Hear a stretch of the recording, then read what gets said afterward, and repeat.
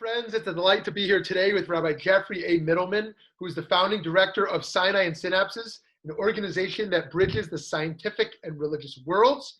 He was ordained by the Hebrew Union College, Jewish Institute of Religion, where he received the Korakan Prize from the Cincinnati faculty for the most outstanding sermon delivery and oratory. An alumnus of Princeton University, he received multiple prizes for outstanding scholarship in biblical and Judaic studies, and he was also on Jeopardy! So we here at Valley Beat Midrash are thrilled to be a part of Sinai and Synapses this year, where we're able to explore this. But tell us, for those who this is all new for them, why did you start this enterprise? Sure. So thank you. And first of all, it's wonderful to be with you and so excited to be connected with Valley Beit Midrash and you personally and the work that you all are doing. So one thing that we've really realized is the challenge in the Jewish community is not getting Jews excited about science. It's about getting Jews excited about Judaism. There is a long history and a long trajectory of Jews being so deeply immersed in the scientific world. I think a lot of that is some of the Talmudic argumentation. Some of it is the way that we read text. And I think there are some historical and sociological elements there. But Jews just tend to really eat up science left and right. And there's not a chance to be able to explore some of the big live issues where we can bring wisdom from both science and Judaism, ranging from everything from artificial intelligence to genetic engineering to climate change, right? We need the best scientific knowledge and wisdom that we can have on these topics. And how can these help either inform or be informed by Jewish texts and Jewish values and Jewish tradition? So a lot of what Scientists and Synagogues aims to do, that's one of our projects through Sinai and Synapses. Project Scientists and Synagogues is using the amazing scientists who are members of communities to help them share their work as scientists in the context of a Jewish community, where that conversation then can highlight some of these issues from both a Jewish perspective and a scientific perspective. Amazing, amazing. So what would you say your longer term vision would be? Like, how would you measure the success of this in 10 years from now? Yeah, so there are a few different ways. I think the biggest is the way that people think about the relationship between science and religion. Because in American society right now, this is something that we say all the time, there's a perception. It's a false perception, but there's a perception in America right now that there's two sides and they are on diametrically opposing sides and they are always going to be arguing. One side is viewed as scientific and educated and liberal, and the other side is viewed as religious and uneducated and conservative. And there's a belief that if you buy anything from either of those columns, you've got to buy everything in that column. And it's even better if you demonize the other side.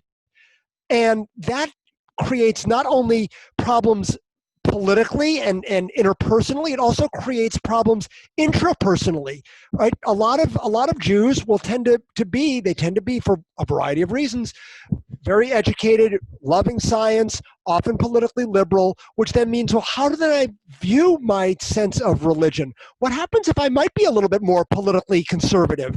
How do I then fit into the wider society? How do I fit into my own sense of identity? And so one thing that we really aim to be able to talk about with Sinai and Synapses is how do we have a sense of integration? Because there is wisdom from all of those different sides, both in terms of the intellectual piece, but the personal piece.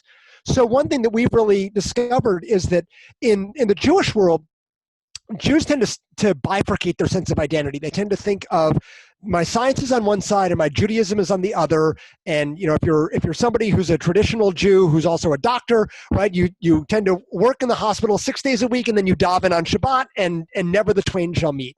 And that's works for a lot of Jews until there's something where there's like a pushback, or if you scratch it a little bit, like, well, actually, wait a minute, how do I think about these questions of climate change? How do I think about these questions of self-driving cars? How do I think about questions of genetic engineering? And one thing that we've discovered is that through programming and through relationships and through education, the number of Jews who say, my Judaism is separated, that number actually goes way down. And the number of people who say, I see them as integrated and part of a whole, that number shoots way up. And that's one of our most exciting metrics, is that people, after they go through some of these programmings, after they hear their friends talking about their science and their Judaism, they themselves reintegrate who they are as individuals and as a part of a society. Very cool. Wow, that's so powerful. Thank you. Thank you for the work you're doing. I wonder if you can share an experience or two, a powerful moment or two that have Yeah. emerged in this work for you where you kind of saw this coming to life.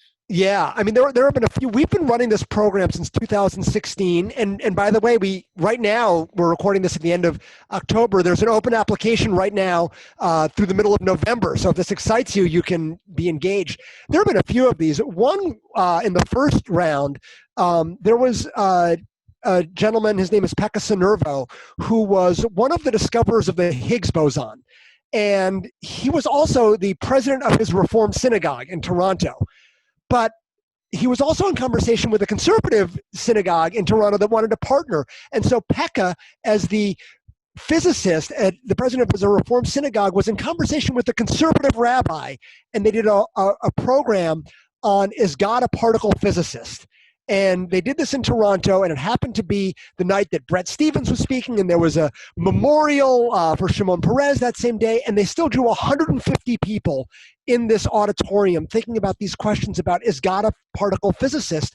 Not only because this is a fascinating question, but because they had a relationship. They joined together, and they saw not only this brilliant physicist, but their friend. And not only this rabbi who's a Baruch Friedman Cole, not only was he a brilliant rabbi, but oh my goodness, this is somebody that I know, that I'm connected with. That was one that really inspired me. Another was Rabbi Annie Tucker, who had been in Wilmette, Illinois, and she's now in White Plains.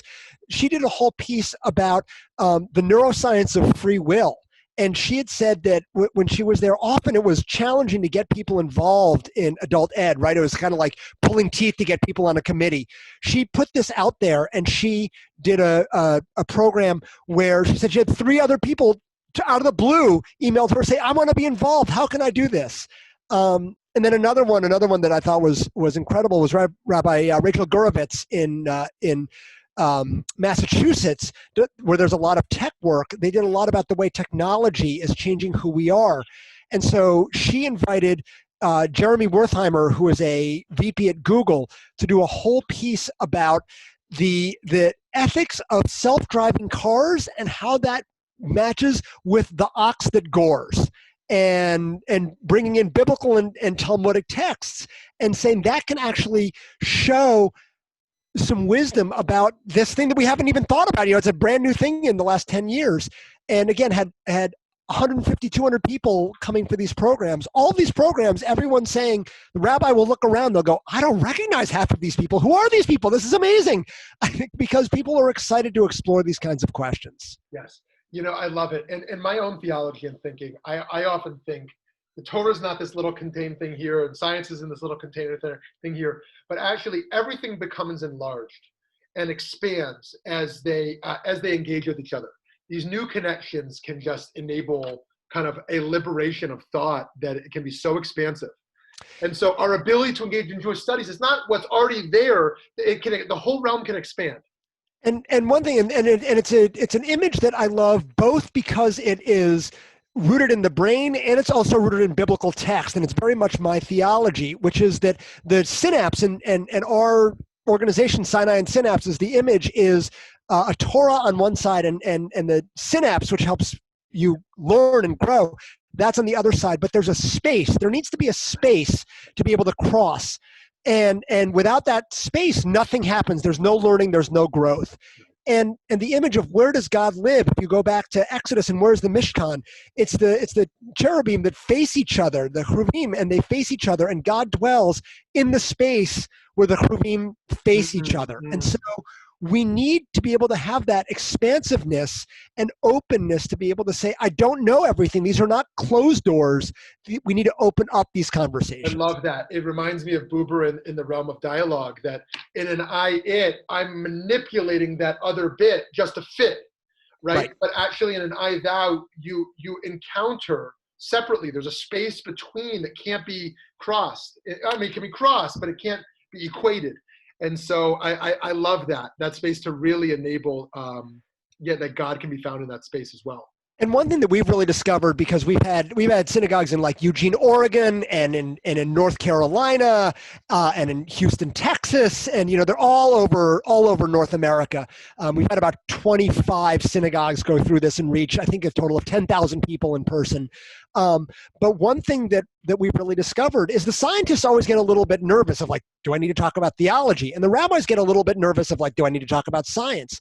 And we respond that, no, you need your team to be well-rounded, but you need to be sharp, right? The rabbi needs to be the expert in text, and that's your job, and to be curious enough about the science. And scientist, you need to be sharp about your area of expertise, and you need to be curious about the Judaism. And we have found that when it's the rabbi and the scientist in conversation with each other, that changes the rabbi, it changes the scientist, and it changes the community as a whole, because they're seeing not each person trying to fit a square peg into a round hole, but each person bringing their passion and expertise and knowledge, and that creates something that is brand new, that's never been experienced before. We often talk in Musar work of how to flip judgment into curiosity. Mm-hmm. And so that spirit of needing to be the master and judging what we know, and who's right and who's wrong, a spirit of curiosity. And I love that framework. Friends, we hope you'll check out the wonderful work of Sinai and Synapses. You can learn a lot from what's already been done. And for our Valley Beit Midrash community, we hope you'll tap into the many programs we have lined up already and more to come in partnership with Sinai and Synapses. Rabbi Jeffrey Mitelman, keep up your amazing work. Thank you so much, Rabbi Yanklowitz. It's great to see you.